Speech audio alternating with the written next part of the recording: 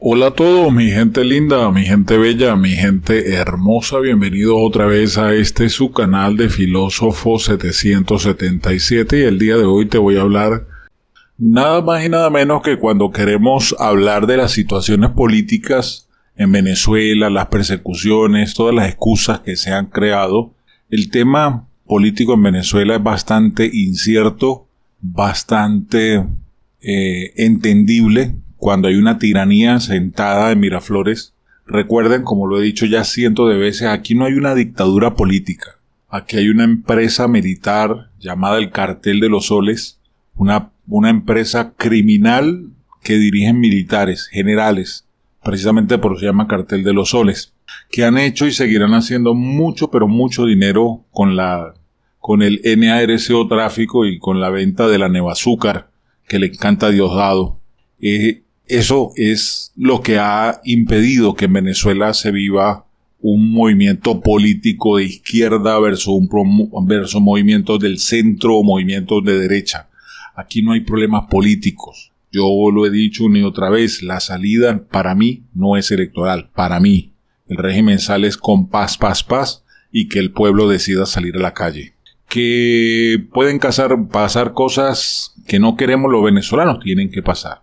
De todas maneras, en Venezuela comenzó este lunes, 18 de marzo, el proceso de inscripción de votantes de cara a las elecciones presidenciales del próximo 28 de julio.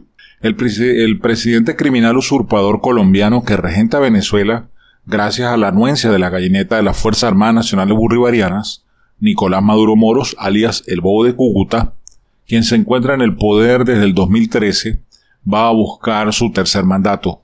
Actualmente no está claro quién concurrirá contra él en la oposición. Sin embargo, ya está claro que no será María Corina Machado, a pesar de que ella ganó las primarias por abrumadora mayoría el 22 de octubre del 2023. Después de que el régimen de Maduro insistiera en la exclusión de Machado, Estados Unidos restableció sanciones contra el país. Ellas habían sido suspendidas el año pasado a cambio de la promesa de un proceso electoral justo, libre y democrático. Solo alguien iluso le cree a Maduro. Se podría haber visto venir lo sucedido.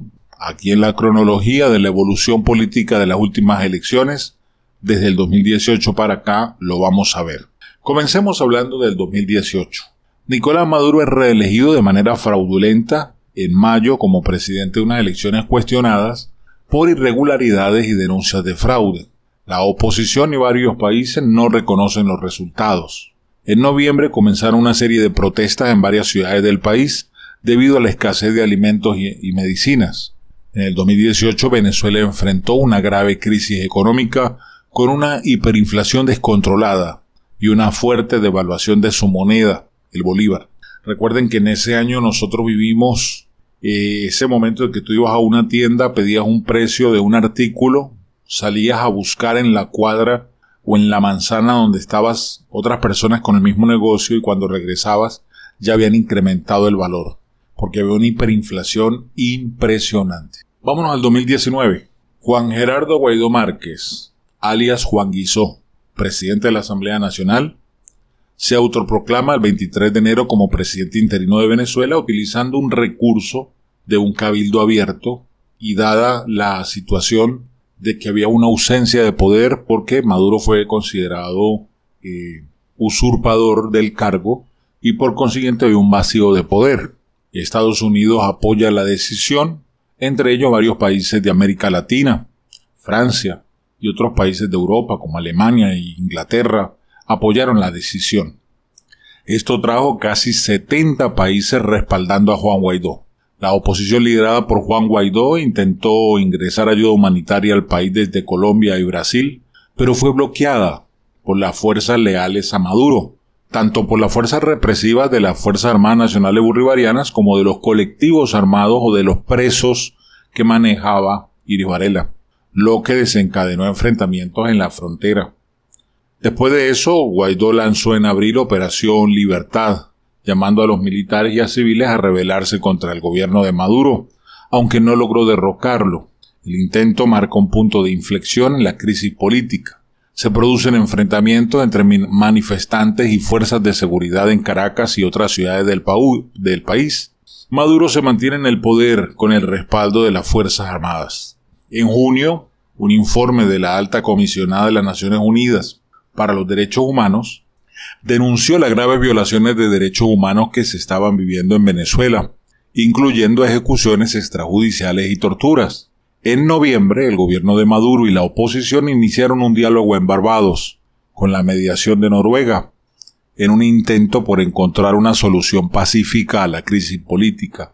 En el 2020, Juan Guaidó es reelegido en enero como presidente de la Asamblea Nacional, en una sesión que se realizó fuera del Palacio Legislativo debido al bloqueo de las fuerzas de seguridad al servicio de Maduro. En marzo, la administración de Maduro y la oposición acuerdan un plan para enfrentar la situación del bichino en Venezuela, que incluye el apoyo de la Organización Panamericana de la Salud. Sin embargo, en ese proceso surgen operativos que llevaron a la represión del pueblo. En el 2021, la administración de Nicolás Maduro, el Bobo de Cúcuta, anunció en junio la liberación de varios presos políticos como parte de un acuerdo con la oposición, aunque muchos críticos señalan de que esa medida es insuficiente y es selectiva. En noviembre de ese mismo año 2021 se llevaron a cabo las elecciones regionales y municipales en Venezuela, en las que el oficialismo obtuvo la mayoría de los cargos en disputa, aunque la oposición denunció irregularidades y falta de transparencia en el proceso. En el año 2022, la Asamblea Nacional elige a Juan Guaidó como su presidente, reafirmando el liderazgo de la oposición por tercer año consecutivo. En marzo, el gobierno de Nicolás Maduro y la oposición retomaron negociaciones en México con el objetivo de buscar soluciones políticas a la crisis en Venezuela.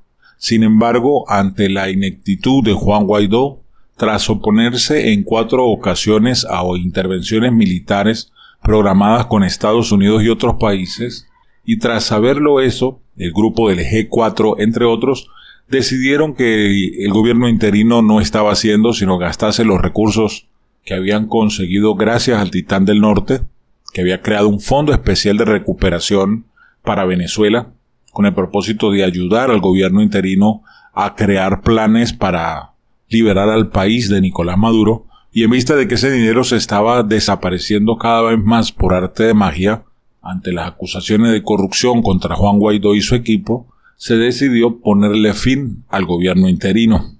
Y en ese mes de diciembre se acabó el interinato, que se dejó de ser interinato y se volvió intestinato por el miércolero que llevaba adentro. Llegamos al año 2023. A fines de junio, la opositora María Corina Machado es inhabilitada para ejercer cargos públicos por 15 años por su presunta participación en los hechos de corrupción ocurridos durante el gobierno interino de Juan Guaidó, aunque ella nunca formó parte del gobierno interino. En octubre, el gobierno y la oposición firmaron en Barbados un acuerdo sobre garantías electorales tras reanudar la negociación suspendida desde noviembre del 2022. Se acordaron elecciones presidenciales para el segundo semestre del 2024. Tras ganar las elecciones primarias en octubre, María Corina Machado fue proclamada como la candidata presidencial unitaria de la oposición. Finalmente llegamos al año 2024. La inhabilitación por 15 años de María Corina Machado fue confirmada por el tribunal, pero ahora le cambiaron la fecha. Ahora corresponde la inhabilitación de un documento chimbo que no existe dentro de la Contraloría porque ya lo hemos buscado. Ninguno de los dos, ni el primer documento chimbo presentado por el alacrán José Brito, alias La Llorona de Brito, o también el que presentó el Tribunal Supremo de Injusticia bajo un número de referencia que no existe y que está fechado del 17 de septiembre del 2021. Donde supuestamente en esa fecha la Contraloría la viene habilitado, donde ella debería tener conocimiento y al sumarle 15 años la dejaría por fuera de juego hasta el año 2036 matemáticamente hablando, pero operativamente hablando quedaría fuera de juego para presidenta hasta el 2042. Eso ya lo he explicado en otros videos, así que no me quiero entretener o detener ahí. A fines de enero, Estados Unidos restablece amplias sanciones contra Venezuela, según Washington, aunque no es contra Venezuela, es contra el régimen de Maduro. La detención de representantes de la oposición, la exclusión de candidatos a las elecciones presidenciales, son el principal contradictorio de estos acuerdos que, según el gobierno de Maduro, firmó en Barbados el pasado mes de octubre, y que Maduro y sus archichincles aseguran que ellos han respetado a cabalidad y han cumplido el 100% de los acuerdos. Es más, dijeron que habían creado un acuerdo de Caracas que era mucho mejor que el acuerdo de Barbados y que el acuerdo de México, y ninguno de ellos se ha cumplido. Al contrario, siempre vemos la persecución. Vimos la expulsión de los empleados de la ONU que garantizaban los informes de violación de derechos humanos, que fueron expulsados, la persecución de la activista Rocío San Miguel, entre otros, cosas que han ido sumándole.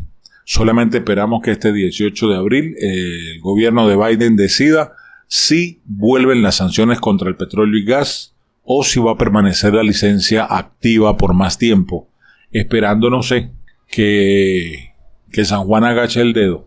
Bien, esto es lo que ha pasado. Este es el cronograma de nuestro viacrucis electoral. ¿Qué piensan ustedes?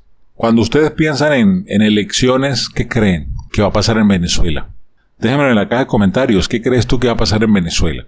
¿Crees que la gente va a reaccionar después de las elecciones, después del fraude de las elecciones? ¿Saldremos todos a la calle y le ponemos la cola al burro y lo sacamos del país? ¿O nos iremos nosotros primero? Déjenmelo en la caja de comentarios. Me despido. Un abrazo rompecostillas. No olviden visitar autodidactamillonarios.com. Te recuerdo que ya tenemos más de 1,400 cursos para ti. Así que estamos a la orden. Allá los espero. Bendiciones. Hasta la próxima.